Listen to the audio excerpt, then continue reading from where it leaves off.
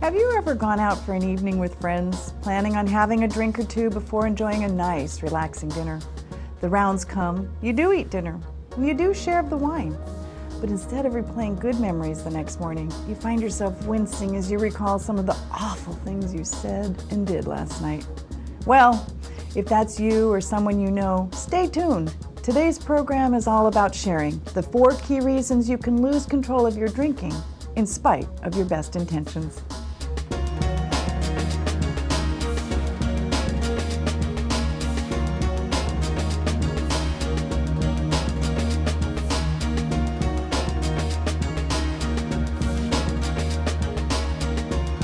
Brought to you in part by Nimbus Design. Welcome to Breaking the Cycles, a show where we share valuable information to change your life. My name is Lisa Fredrickson, and today I'm going to introduce you to a new can in town, the 12-ounce can of Scotch. Has anybody ever heard of a 12-ounce can of Scotch? What grabbed my attention about this new can is the fact that it contains 8, count them, 8 standard drinks in a non-resealable can. The cost of this can is just $5. That breaks down to about 75 cents a drink. You compare that 12-ounce can to a 12-ounce beer, which only has 1 standard drink, you can see where the confusion starts to set in. The company's claim to fame with regards to the can is that it is, quote, indeed a recyclable one.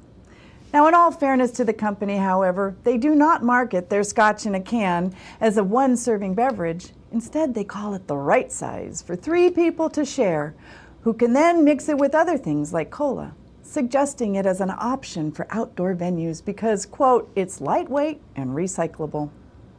Well, now this new can reminded me of another drink in a can, the one called Four Loko. That 24-ounce non-resealable can contains 5 standard drinks, and it looks surprisingly like a 24-ounce can of beer, which, by the way, only contains 2. This Four Loko costs $2.50 a can, less than a tall, non-fat latte, and it breaks down to just about 50 cents a drink. So where am I going with all of this? Well, to share with you some of the new brain research and science-based answers that explain how it is that a person can lose control of their drinking. And by that I don't mean becoming an alcoholic. I mean drinking more than an amount that causes the person to do some of those awful, embarrassing things I mentioned in the opening. Things they just wouldn't have done if it hadn't been for how much they'd had to drink. And one of the ways, as you can gather, is not really understanding what's in that drink or how many drinks are in that container. So we'll start with the drink. In this picture, left to right, we have a glass of Chardonnay, a shot of 80 proof whiskey, a shot of vodka on the rocks, a glass of champagne, and the infamous 12-ounce glass of beer.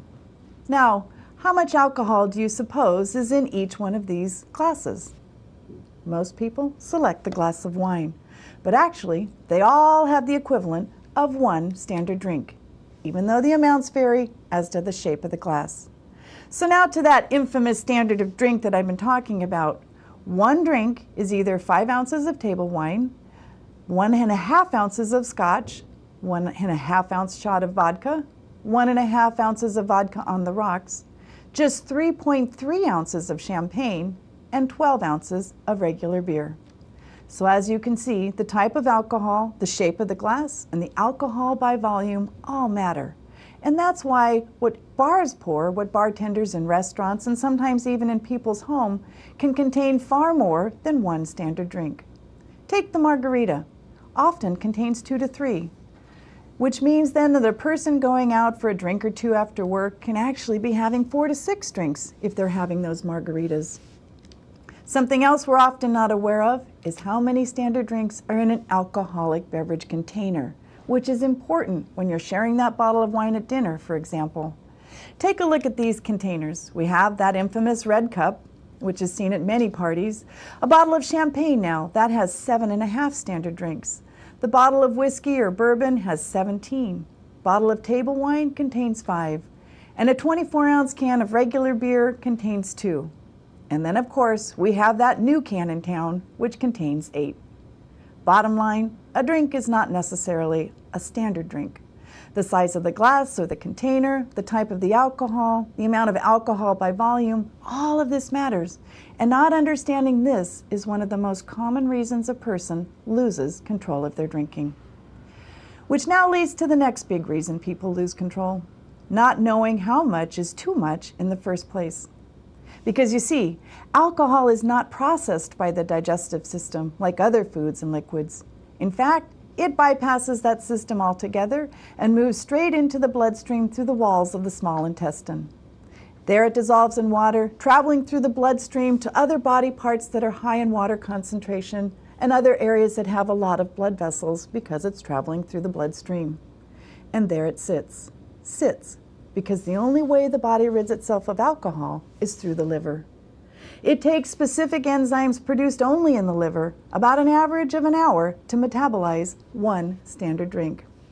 4 drinks will take 4 hours. Even if the drinks were consumed back to back and it's been a couple hours, it still takes 4 hours. Since the brain is mostly water and highly vascularized, alcohol sitting in that brain is what changes a person's behaviors. It causes them to do those things that they just wouldn't do if it hadn't been for having too much to drink.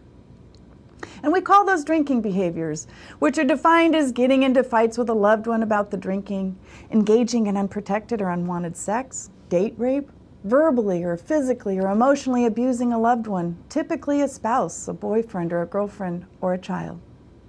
Having problems at work or school, driving while under the influence, binge drinking, which is defined as 5 or more standard drinks for men and 4 or more for women on an occasion. And then the infamous blackouts, not remembering all or a portion of what happened while the drinking was going on.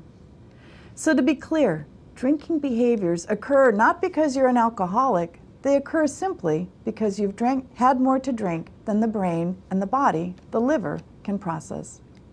And by the way, even if a person appears they can hold their liquor, the impact is still happening, especially on their brain, the heart, and liver. And another myth while we're at it: drinking water does not dilute the alcohol in the brain. It only relieves some of the hangover symptoms. Eating food does not absorb the alcohol. It only slows how quickly it moves through the stomach to the small intestine. Because the only way out for alcohol is through the liver, and it takes the liver about an average of 1 hour for one standard drink. Okay, so how much can you drink and still avoid drinking behaviors? For women, this is defined as no more than 7 standard drinks in a week, with no more than 3 of the 7 in a day. For men, it's defined as no more than 14 standard drinks in a week, with no more than 4 of the 14 in a day. These limits are twofold. First, for diet and nutrition, because you see, each standard drink contains about 100 calories. And if a person is consuming their calories through alcohol instead of through foods high in nutrients, they start to affect the way their body's healthy processing can work. And then the second one is to help us avoid binge drinking, because you see, binge drinking for women is 4 or more on an occasion, and for men, it's 5 or more. So, there you have it. The most common reason a person can lose control of their drinking is not knowing what a standard drink is, not knowing how many standard drinks are in a container or a drink, not understanding how the body processes alcohol, and not understanding how alcohol works and affects the brain. To learn more about staying in control of your drinking and what to do if you want to cut back on how much you drink, check out the National Institute on Alcohol Abuse and Alcoholism's website, Rethinking Drinking. It's an amazing site.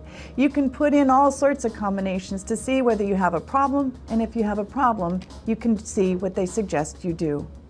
And then look for a repost of this show at BreakingTheCycles.com, where you can add your voice to the conversation. Thanks for watching, and we'll see you next time.